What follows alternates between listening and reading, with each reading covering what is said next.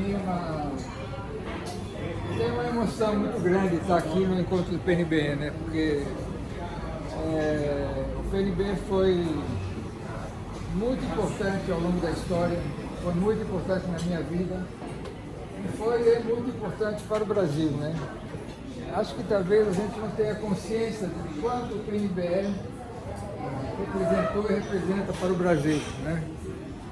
Porque no momento da criação do PNB, não sei se vocês se lembram, era a época final da ditadura, né? E a representação empresarial era basicamente a Fiesp, né? Mário Amato, né? E era como se fosse a voz do empresariado, né? E a Fiesp naquela época, como se lembra, era grande apoiador da ditadura, né? Financiador da Operação Bandeirantes. Eu me lembro que o diretor do meio ambiente da Fiesp falava que esse negócio de meio ambiente era uma coisa inventada pelas comunistas para acabar com o capitalismo, né? Fazia abertamente colheita de dinheiro para subornar políticos, né?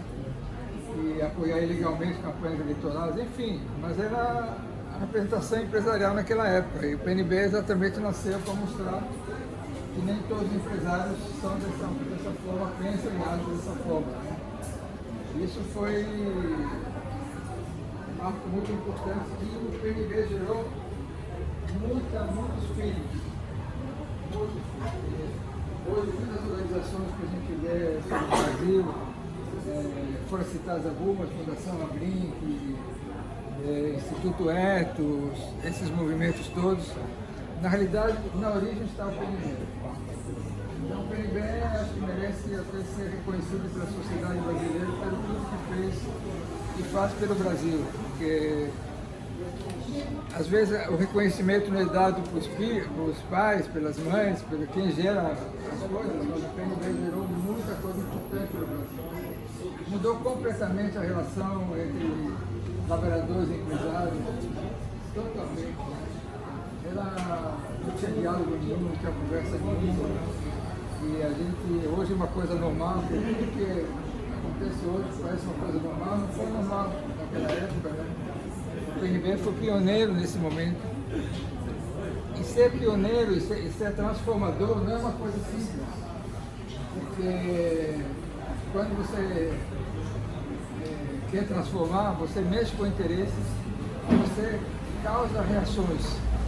Então, o PNB enfrentou muitos desafios, né? E ao longo da história, muitas ameaças, inclusive, muitas resistências. Teve muita coragem, né, de enfrentar determinadas situações, né? Mexeu com o poder, né, porque mexeu com o poder que era absoluto da Fiesp naquela época, né? E ele desconstruiu tabus, né, como se o empresário não pudesse participar da política, né? Participar de campanhas eleitorais, como se aquela ideia do empresário é apolítico, você lembra, né? Podia dizer partidário, mas como se o empresário não poderia ser político, enquanto na realidade todos nós somos políticos, né? Então o PNB teve um fator muito importante para o Brasil. Hoje, por coincidência, estava almoçando não sei se vocês conhecem o Caquinópolis, era presidente da Gol e agora vai ser presidente da Porto Seguro, né? E estava falando com ele sobre trajetória de vida dele, minha, né? E eu estava contando que os caminhos que a gente escolhe na vida são escolhas, né? E nessas escolhas que a gente faz, a gente encontra pessoas, parceiros de vida, né? De acordo com os caminhos que a gente escolhe, né? Esses caminhos que eu escolhi, vocês escolheram, me fez encontrar as melhores pessoas na minha vida. Começando pela minha mulher, né? E outros, foram as escolhas dos caminhos que resolvi percorrer na minha vida, né? Que são as melhores pessoas que mais me dão satisfação, que fazem parte dos meus relacionamentos e que são mais importantes para mim. Foi pelo caminho escolhido porque a trajetória está um pouco retratada naquele que a gente colocou, né? E nesse caminho todo, né, só para contar para vocês como algumas coisas aconteceram, eu era presidente do Sindicato das Indústrias de Instrumentos Musicais e Brinquedos do Estado de São Paulo, no começo dos anos 80. Né? E era na época da ditadura e o sindicato praticamente não fazia nada, não precisava fazer nada. Tinha umas reuniões mensais, lá na 7 de abril. O patrimônio é uma mesa, né? E o presidente era um fabricante de instrumentos musicais, da Veril. E uma hora ele falou, olha, eu acho que já sou presidente há muito tempo, eu quero mudar. E a gente precisava mudar, e eu não, acho que a gente precisava renovar. E aí sugeri meu nome como presidente do sindicato. E eu não tinha a mínima ambição nesse sentido, quase caí da cadeira. Mas eu me lembro que eu ia lá, dava uns palpites. Né? Olha, podia fazer isso, podia fazer aquilo. E as pessoas falavam assim, muito legal, essa ideia é ótima, mas olha, sabe como é que é no Brasil? Essas coisas não funcionam, isso não dá certo, isso é uma ilusão, é um sonho, né? Aí eu topei porque eu falei, bom, eu vou pôr na prática, né? Vou ver se é feito louco, né? Ou se não dá para fazer. Porque tem essa ideia, o Brasil é condenado a ser subdesenvolvido, aqui as coisas são mal feitas, não prosperam. E aí fui pondo as ideias em marcha e felizmente algumas coisas boas aconteceram, né? Então, isso também foi importante, né? Porque para a gente não parar antes de tentar fazer as coisas, supondo que isso não vai dar certo, né? Porque acho que eu estava falando, o importante é sempre tentar. Às vezes dá certo, às vezes não dá certo, mas tentar é fundamental, né? E também, se todo mundo vai gostar da gente, alguma coisa está errada. Se começa a todo mundo elogiar, gostar e achar ótimo, maravilhoso, é porque alguma coisa está errada. Porque você não está mexendo com nada, não está mexendo com nenhum interesse, não está incomodando ninguém, você faz parte do status quo, né, de permanecer as coisas como são, né? Então, e outra coisa importante, que o PNB teve altos e baixos, né? E isso até posso comentar com vocês, né? Quer dizer, algumas coisas aconteceram que causaram discórdias, né? E serviram de lição para muita gente, né? Mas quando você começa uma organização, né? Geralmente, né? Uma iniciativa, uma coisa, um movimento, né? Geralmente é um grupo pequeno que começa, muito idealista, né? E as coisas vão indo, né? E aí, se o grupo tiver sucesso, a coisa vai aumentando, vai crescendo, né? Ganhando visibilidade, né? E aí tapete vermelho começa a se estender, né? Começa a ser premiado, elogiado. E aí isso acaba contaminando, né, todo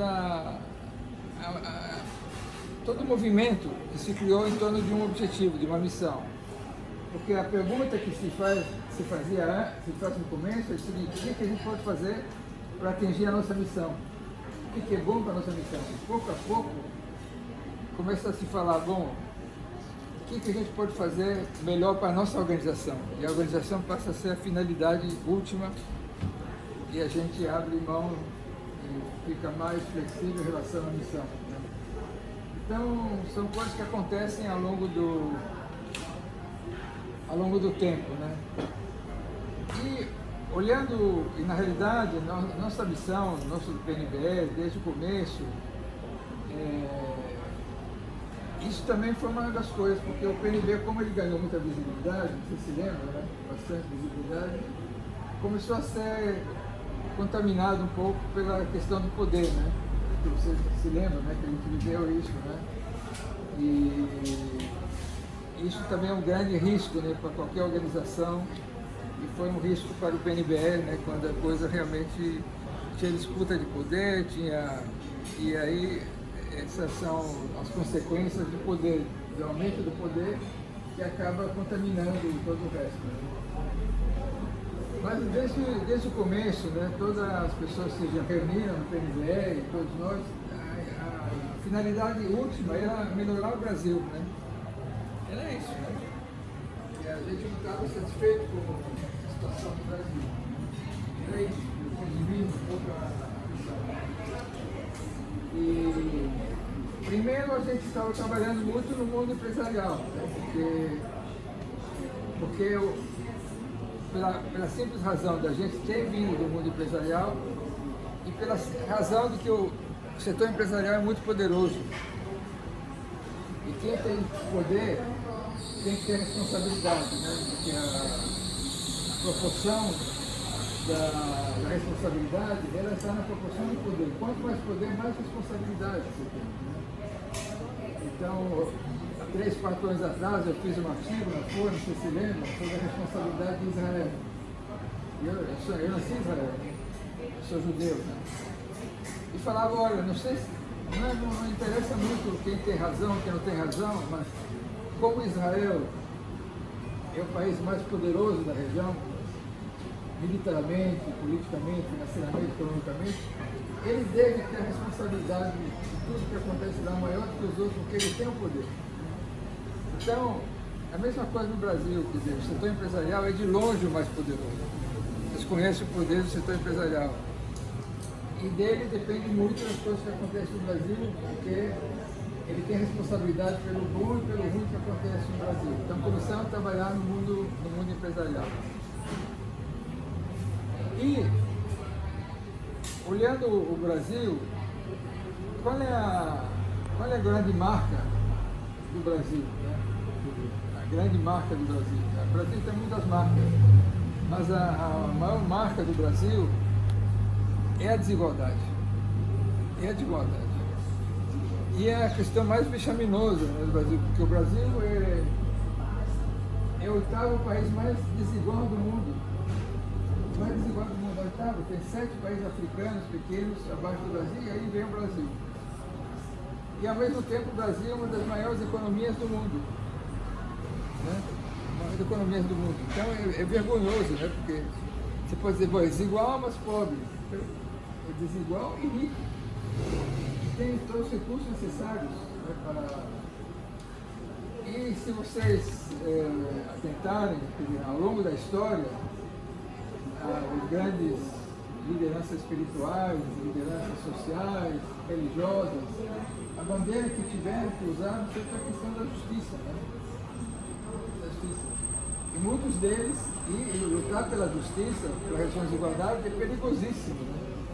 Porque muitos deles foram assassinados ao longo da história, começando pelo Cristo, e a Gandhi, toda.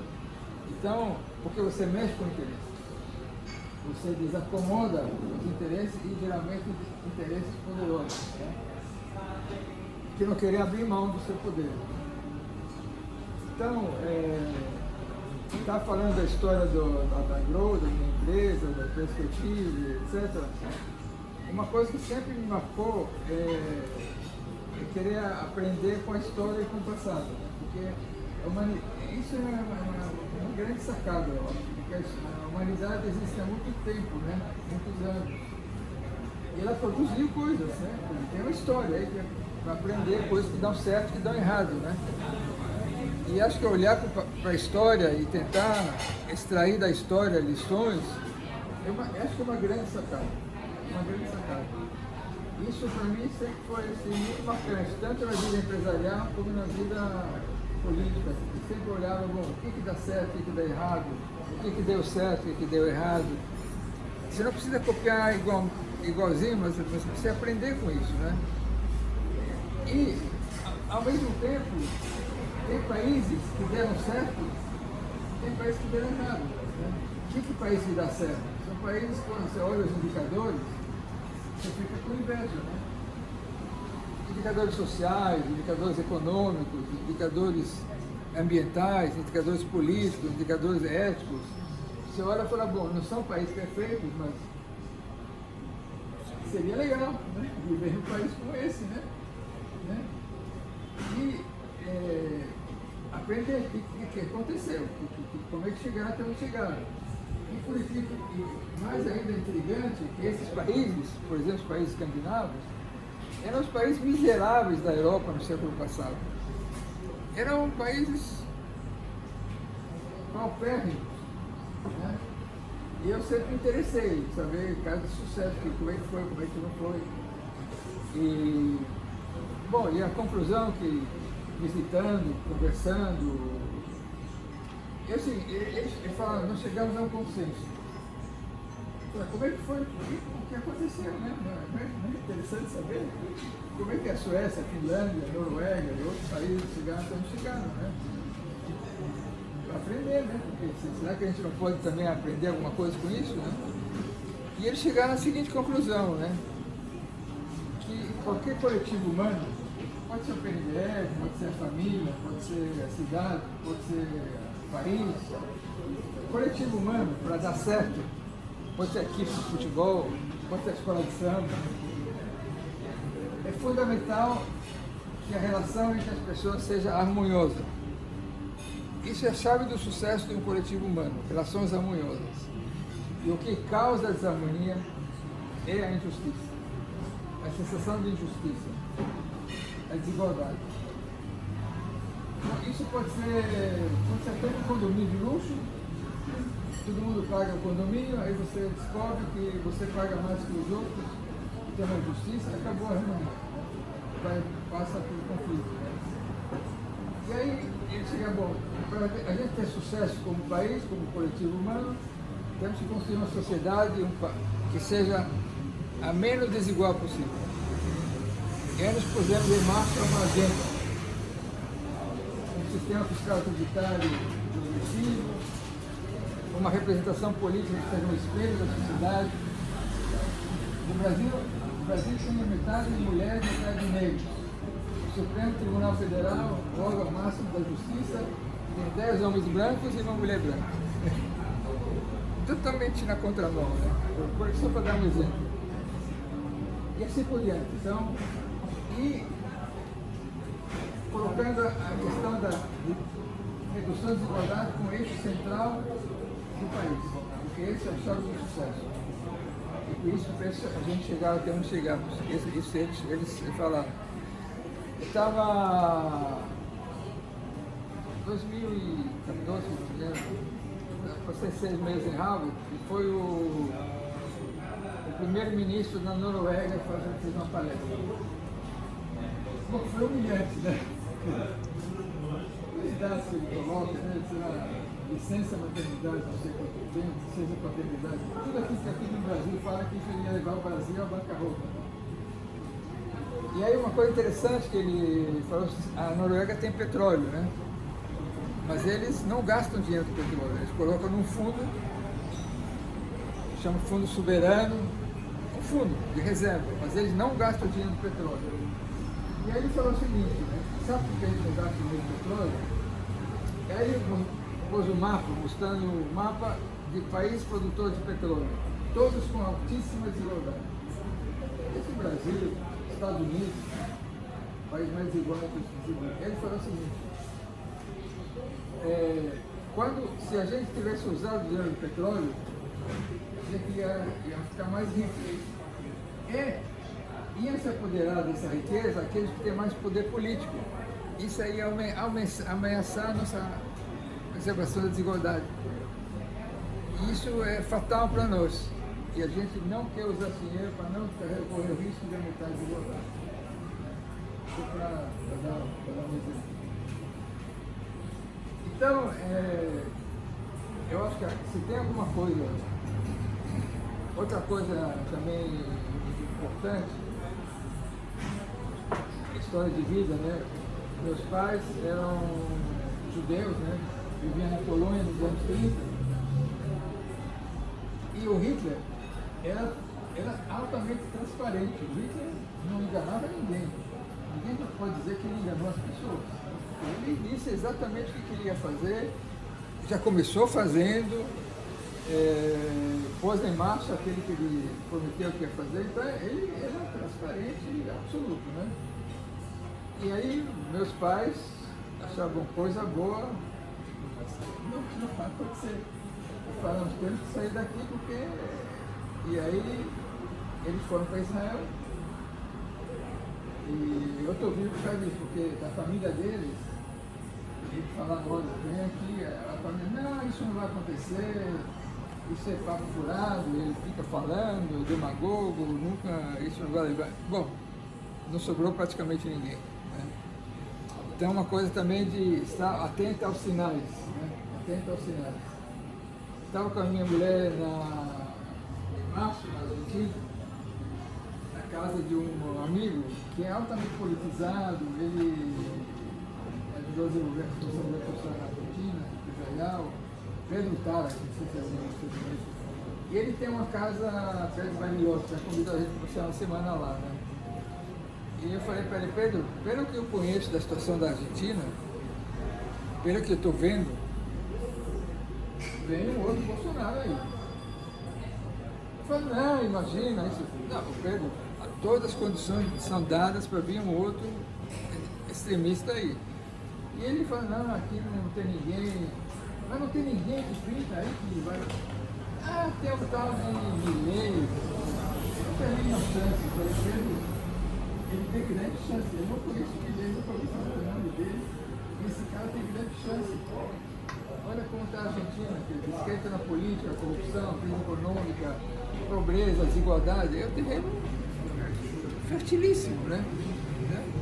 É uma grande oportunidade para aparecer. Bom, aconteceu o que aconteceu. Como aconteceu o Bolsonaro. Como pode acontecer outro, porque a desigualdade, por tudo que o Bolsonaro fez, ele quase ganhou a reeleição. E ele está vivo. O bolsonarismo, assim, na direita, né? Lá no Oriente Médio, para Israel, anos e anos de opressão, de descaso, criando os corpos, criando as desgraças. Né? Então, acho que uma grande sacada é estar atento aos sinais, né? E levar a sério os sinais. Né? Como na nossa vida pessoal, na vida empresarial. Então, isso foi sempre uma coisa. Se a gente olhar os sinais do Brasil, os dados, os números, os indicadores, se quiserem até pela violência, uma sociedade desigual é uma sociedade violenta.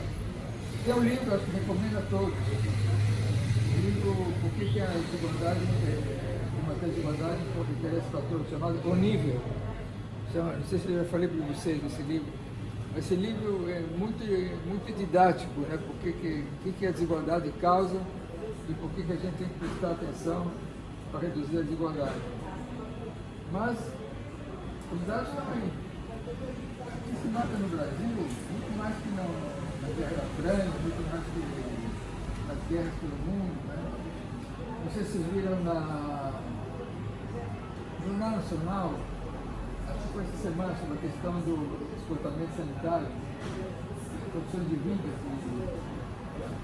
que vive a grande parte da população brasileira, né? Produção de vida dela. Os dados que estão saindo, os indicadores, né, da desigualdade. Né? Então, esse é o eixo que nós escolhemos para combater, porque é vital, ele é estrutural, porque ele causa as consequências benéficas ou benéficas para todo o país. E não é a coisa mais importante que nós achamos, né, de que combater as desigualdades, porque ela está na origem, ou da serpente, do nosso grande problema, a desigualdade. No Brasil e no mundo. No Brasil e no mundo. Né? E foi a base dos grandes conflitos mundiais. Foram todos em países com alta... Alemanha, o Hitler, o fascismo na Itália, todos em sociedades altamente desiguais, né? Pobres, empobrecidas e deterioradas. Então essa foi a escolha que nós fizemos para a desigualdade. Não é de novo, não é uma coisa simples e fácil, porque você mexe com interesse, você tem que redistribuir poder e riquezas. Diminuir a desigualdade não é filantropia, é redistribuir poder e riqueza. É fazer um sistema tributário que faz com que paga mais quem tem mais, paga menos quem tem menos. Você quer alocar recursos de um lugar para o outro, desfavorecer alguns que podem ser desfavorecidos para favorecer outros. Então, é uma missão dura, difícil, mas ela é a mais necessária para o Brasil. O mais incrível no Brasil, o mais vergonhoso, é que nós temos todos os recursos necessários para fazer a luta. Todos os recursos. E nós sabemos o que tem que ser feito. Não é uma tecnologia de última geração. Nós sabemos o que tem que ser feito. Né? Mostrei hoje até no artigo de hoje. Né? Nós sabemos qual é a situação, nós sabemos o que tem que ser feito e nós temos recursos para fazer. O que falta é vontade política e competência. Porque a boa notícia é que nós sabemos o que tem que ser feito e nós temos recursos para fazer. O mais incrível é de que o Rabino que é mais filósofo, Milton Bonder, né? Ele tem um livro sobre a cabala do dinheiro. Ele fala, bom, por exemplo, se você quiser fazer justiça ou quiser ajudar os outros, faz um exercício, né? Começa a dar aquilo que não te faz a mínima falta. Então, sei lá, se hoje pegar R$1 de quem está aqui hoje, sei lá o que, né? Se estamos aqui em quanto? 20, 25. Se você der isso para alguém que está na rua, vai fazer diferença para ele. Mas para nós não vai fazer a mínima falta, R$1. Aí, R$2, R$3, R$4. Comece a dar, comece a distribuir aquilo que não te faz a mínima falta. A mínima falta. E esse recurso existe no Brasil, está acumulando com pessoas que, se você tirar uma falta, faz a mínima falta.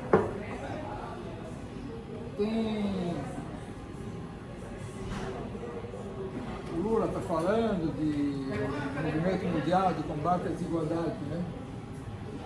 Então, por exemplo, você sabe quanto se gasta no mundo hoje de gastos militares?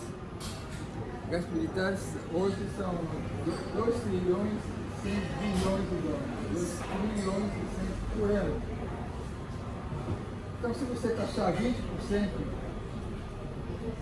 criar um fundo de combate à desigualdade mundial, registrado pela ONU, né, por exemplo, né, não vai fazer falta. Nenhum desses países criar 20% de gastos militares, que é uma coisa que não tem essência de direito.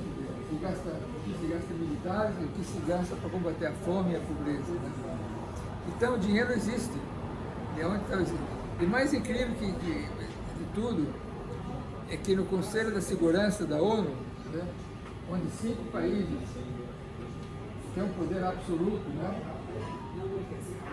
são os países maiores que têm a missão de preservar a paz do mundo, são os países que mais fabricam armas no mundo.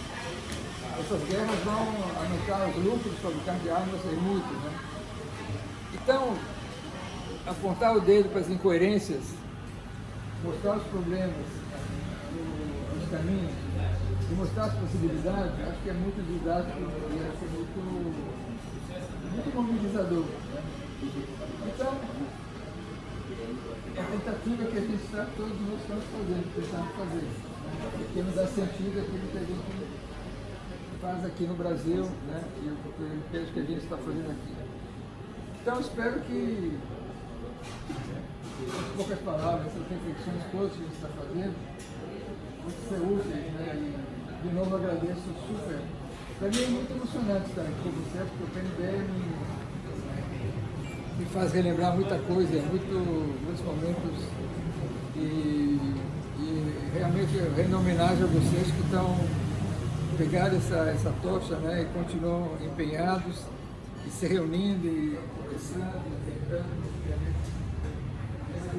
todos vocês. Muito obrigado.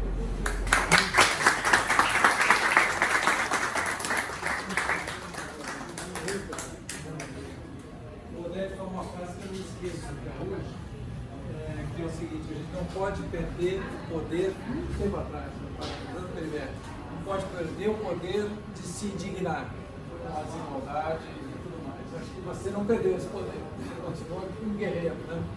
Muito legal, muito bacana. E o artigo de hoje você recomenda da Folha, né? Porque tem um caminho que a gente está tentando dar o máximo de informações possível para alguém que quer fazer as coisas, as políticas públicas, basicamente. Né?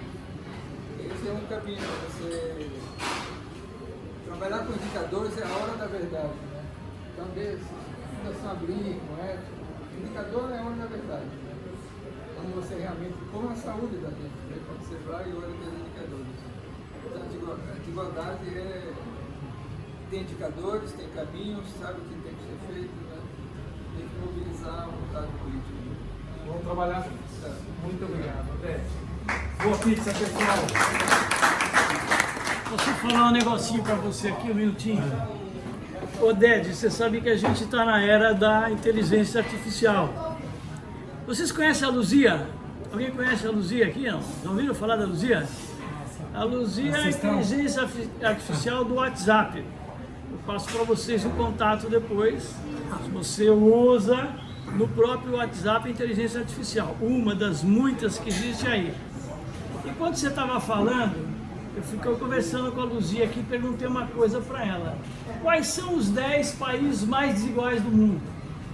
E aí o que a Luzia me respondeu? Olha a lista aqui, ó. África do Sul, Namíbia, são 10, né? Porque o Brasil está entre as 10 maiores economias do mundo, certo? Quais são os 10 mais desiguais? África do Sul, Namíbia, Eswatini, não sei o que é isso, Haiti, Lesoto, Botsuana, Panamá, Paraguai, Colômbia e Brasil. Olha os colegas que nós temos. Aí eu fiz uma outra pergunta para ela. Falei, Luzia, quais são os 5 maiores populações carcerárias? Eu falei 5 para encurtar. Uma população carcerária do mundo. Vamos lá. Estados Unidos, China, Brasil, Rússia e Índia. Por que a gente não faz uma correlação entre essas duas coisas? Perguntei para ela, Luzia, por que a gente não faz uma correlação entre as duas coisas? E ela falou, porque está aqui no finzinho, existe uma correlação entre desigualdade econômica e população carcerária de um país, onde maior a desigualdade muitas vezes está relacionada a maior taxa de encarceramento. Todo mundo sabe disso, até a Luzia.